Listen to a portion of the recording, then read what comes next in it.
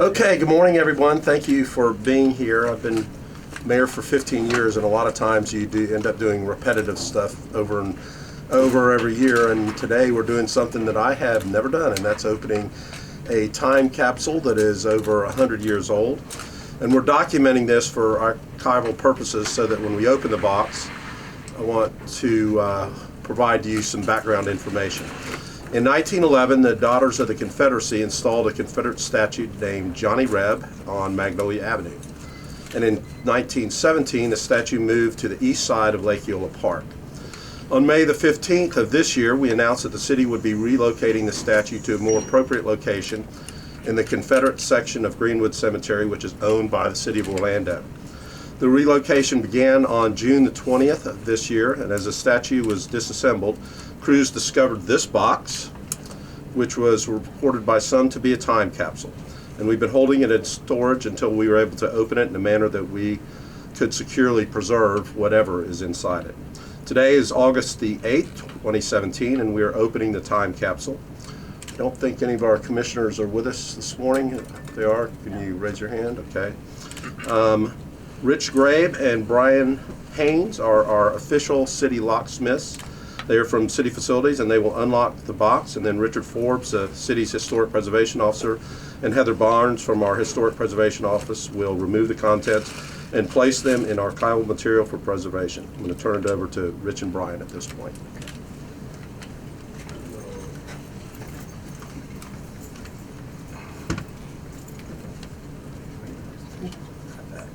Feel free to talk too if you want. You guys want to describe what you're doing as you're doing it? Yes. This is on the lock here. It's an old style mortise lock, which I brought a small example over here. I was poking and prodding inside the lock. There are no moving pieces in there. I am able to get a skeleton key, and the skeleton key goes 360, so that tells me there is nothing for the key to latch onto, even if we had an existing key. So at this point, what I'm going to try to do is keep the drill holes small in here so I can determine where the rods are inside to drill them out, and hopefully to unlock this box. So we will attempt to do this right now. Brian, have you a little pressure on that? Okay.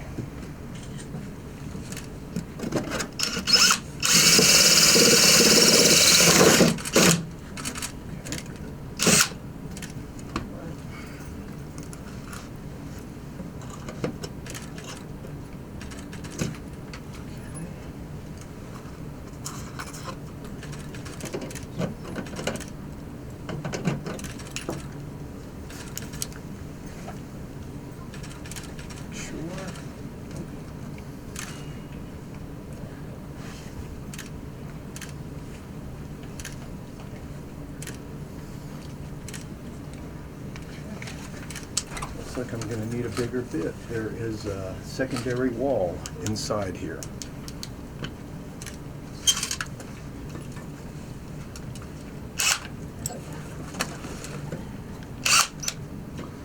We wanted to keep the suspense going for a little while.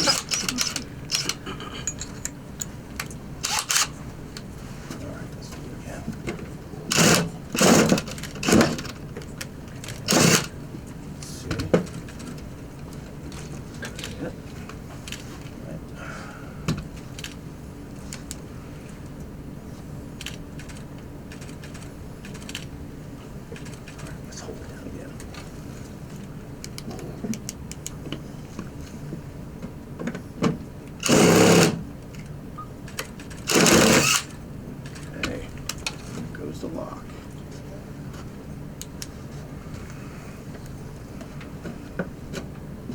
Okay. And I will turn it over to you. Right.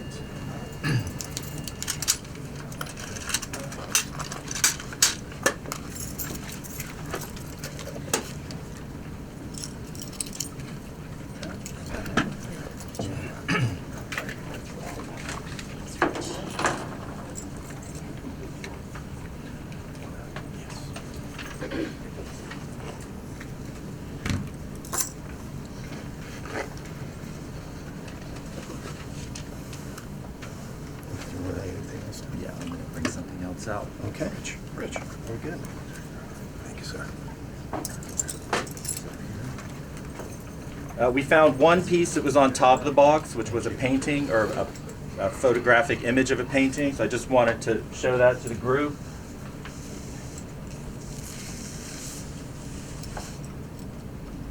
This is the remains of what was probably a print of a famous painting. And all we have left of it, all that was legible or visible, was this, which was probably the title piece underneath the print. It reads, General R. E. Lee on Traveler, Lexington, Virginia, 1868, from the life-size oil painting by Mrs. L. Kirby Parrish of Nashville, Tennessee.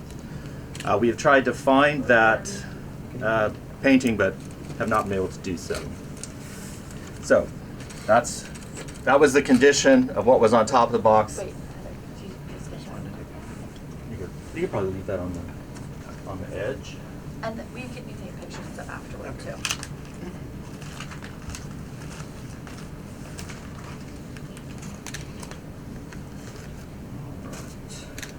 Extra gloves. So unfortunately there is a hole in the top of the box where it rusted through. But let's take a look. Get a little closer.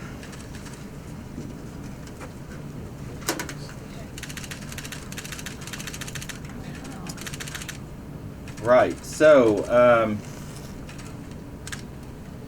I'm not going to tilt it too much. There's quite a bit of debris in here. You can see it looks like the remains of a flag. And as we understand, if it was a silk and wool flag, that's what's left, where the bugs have eaten it up.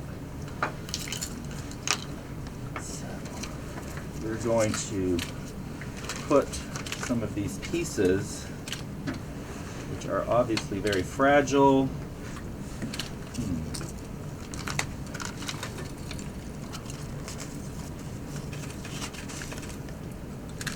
There's Confederate money appears.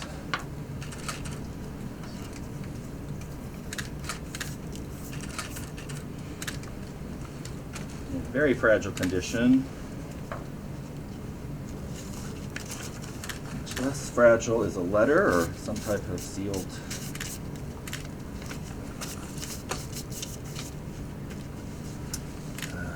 Names of members.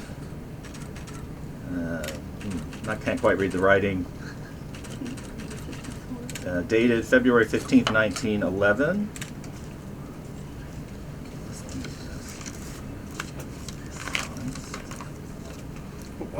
Watch the Confederate money. yeah, watch the currency there. That's probably going to need to go in between pieces of paper.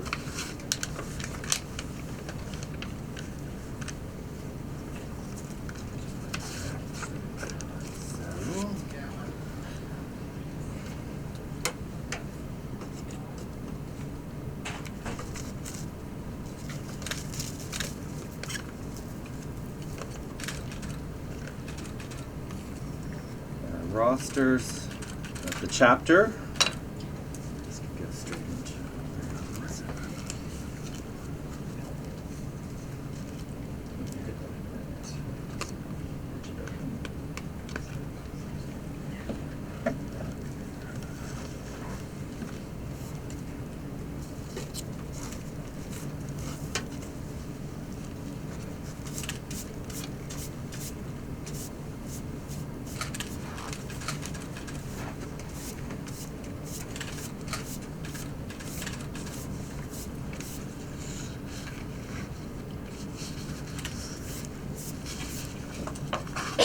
This is minutes of the 15th Annual Convention of the Florida Division, United Daughters of the Confederacy, held in Ocala, Florida, May 4, 5, 6, and 7, 1910.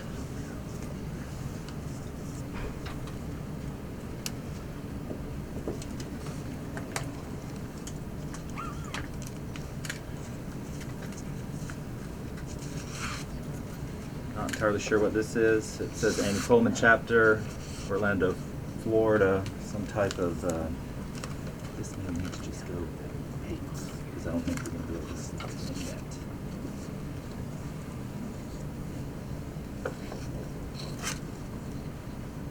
Very small flag.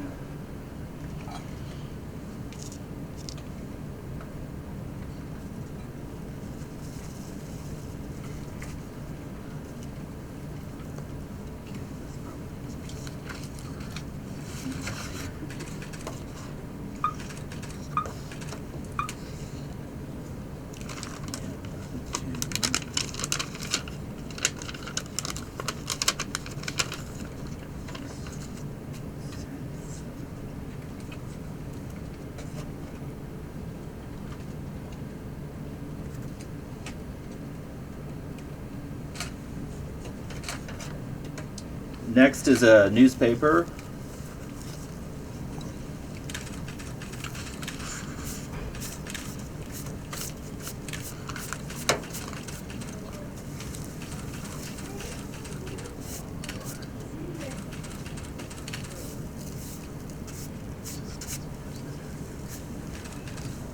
A lot of termite wings.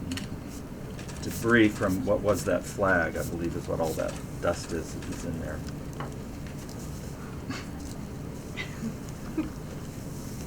Didn't say it would be neat. Okay.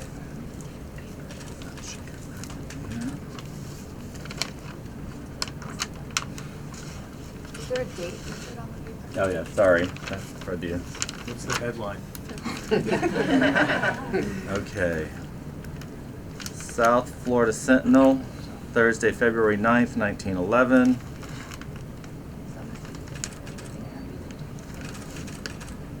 Chicken and Waffles, Thursday night attractions. The Hotel Altamont. Larger and better than a circus. I think this just happens to be from the day that the monument was dedicated. We have that on the flyer. Did that just determine our city dish? Chicken and Possibly. waffles. Yeah. All right. Additional Daily Reporter.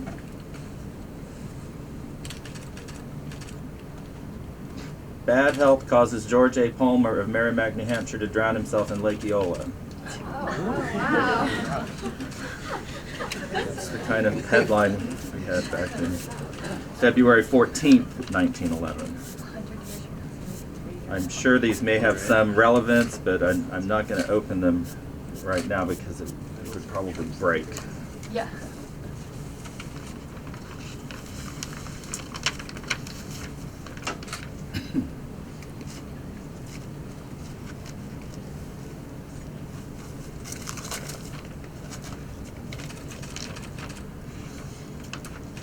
This is the Orange Chautauqua, February 14th, 1911.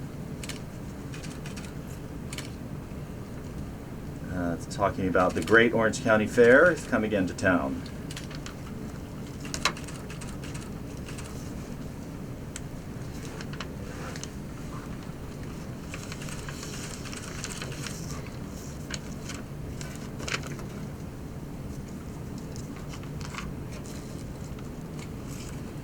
That belongs to that small flag, I believe.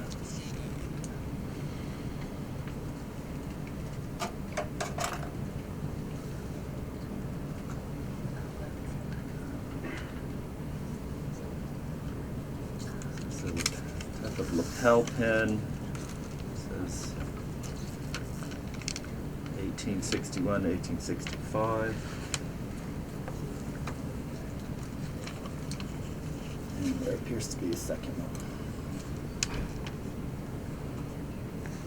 No markings on that one.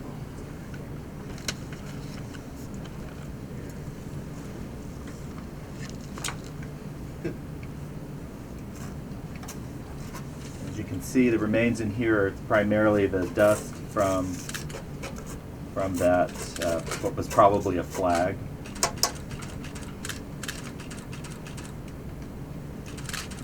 And that is the contents. anything stand out to you of significance? It'll all take a little time to see maybe what's in the newspaper, the reasoning. That envelope could perhaps has a roster, I believe, in it, or it has a list. There you have it. I think, Richard, one thing, I'm surprised there's so much that's intact here. I was anticipating that there would simply be a box full of dust. Yes, I am surprised that the newspapers and that booklet are in as good a condition as they are. I'm surprised the money is not in better condition, because usually that was on a higher quality paper. We can take a few questions and then we can allow, so you guys can take videos of it, or, photos of it. Tell us a little bit about the next steps. What's the process in trying to recover what's left? Well, we will probably work with the History Center at some point to really archive this and put it, clearly it's very fragile, so we're not going to be opening them up and reading them at this point, but that would be the next steps, I would imagine. You're touching history. What is going through your heart, honestly? Well, it's very exciting after all these years to open this box and see what's inside of it. I mean, I know it's a lot of historic information here, and glad we were able to take a look inside. Mayor? Can you help us with the time frame? I guess the original spot was not at Lake Eola, so it was actually made in 1910-ish, 11. 1911. It was in the middle of Maine and Central, which is now Magnolia and Central. It was deemed a traffic hazard in 1917 and was moved to the park, according to the history books that we have. We do, I believe in the file we have a copy of the dedication. It's right there on the top.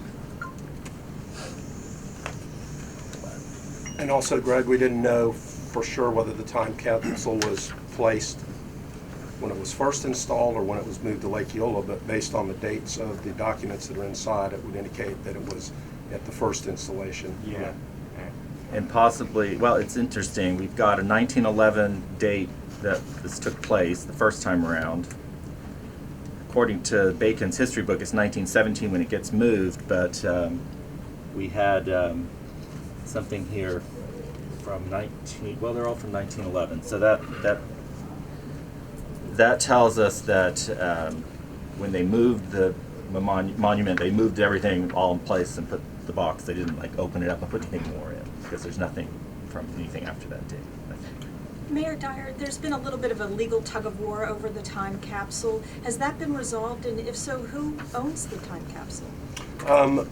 We've never been served with any type of lawsuit. I've read in the paper or seen in the news that there might be one, but there's been no official service of process or anything else. So I'm unaware of the particulars of any lawsuit, and at this point, the City of Orlando owns the documents. I assume that in the future we will donate them to the History Center. Can you tell us, Mayor, when we see items like this that help us to tell the story of Orlando, how important is that for you and for the citizens of Orlando? Well, I think it's always interesting and intellectually interesting when you have a time capsule to see what the individuals that placed it there would have deemed appropriate to put into the time capsule. In this case, I had no idea what was in the capsule, and like I said, I thought it was all going to be dust this morning. So there's certainly going to be documentation, I would believe, in this, the notes from the annual meeting. There's probably some discussion about placing the time capsule when we get into that, and then a roster of the members of the Daughters of Confederacy that put it there. So I would assume that there would be a lot of names that we probably know that are probably streets in downtown Orlando, a lot of surnames there. And then it would be interesting to read all of those newspapers and understand why somebody drowned themselves in Lake Eola over his health conditions. And then, right, chicken and waffles may end up being our signature dish. It was in 1911, apparently.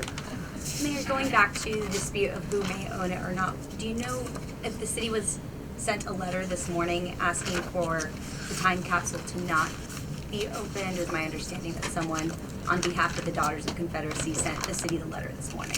I don't know anything about that. What I do know is we've owned that statue in the park for a long time, and we deemed it appropriate to preserve the documentation and to do it in this fashion so everybody saw exactly what was in the capsule and that there could be no issue about what was in it or not in it. And you can take pictures of everything that was in there. But we can check and see. Yeah, and just if you read the program for the unveiling, it very specifically talks about turning over to the city the statue and its contents. It talks about acceptance of care and custody of the monument by the city. So apparently from this it appears it was given to the city. Can you tell us Orlando's significance during this time? Were we split here with Confederate and North and South? If you can give me a little bit more of Orlando's. I am not a scholar of the Civil War history here in Central Florida, but there are people that are at the University of Central Florida. I would leave that type of, I would not speculate. Do I see Don Price in the back there? So after this is over, Don Price is our sexton, and probably he takes care of the cemetery and would be our city historian as such. Has a lot of great information about the city and the history of the city. We're moving Johnny Reb to the Confederate section of the Greenwood Cemetery. There's a Union section also, but I hadn't really thought about this till I was over there. It isn't individuals that actually died during the war. They're all veterans that died after the war and were buried in Greenwood. So some were Union that moved down here afterwards, and some were Confederate. So I think the city at that point was obviously in the Confederacy, but people from the North moved to Orlando subsequent to that. Don, you available afterwards for people? One more question?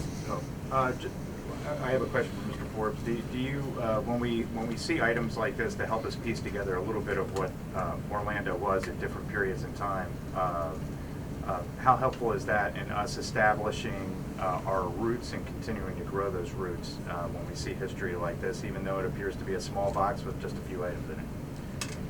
Well, that's a good question. I mean, it's going to take some time to sort of sift through this and see what it means. I mean, if you're also looking at a broad kind of period of history throughout the South. These types of monuments were going up in the early 1900s all across the South. So in scholarly research, which I'm not the expert in, but I've read up on quite a bit of it, and I think this kind of ties in with that whole genre of monuments going up throughout the late 19th and early 20th century. Thank you for joining us this morning. If you guys want to get video of it, just obviously be cautious of, yeah. And hey, Greg, I've counted the money, so don't take any. Oh, yeah. What was your I'll count? split the $10. I didn't count it. See how It's many probably worth people- more today than it was then. Yeah, probably. It's surprising that the money. Yeah, I would have thought that too. Of course, the quality of the stock of the Confederate money may not have been the same.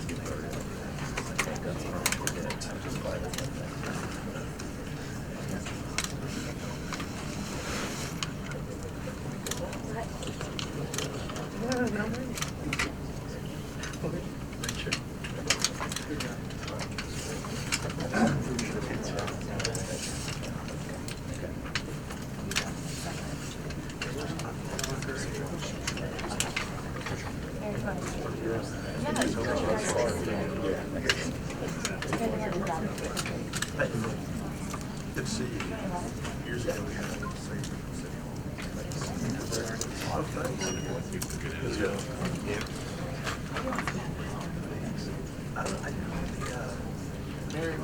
Take a look at that there. Just want to get a shadow there. Looking this way, Greg? Yeah. Took the back off.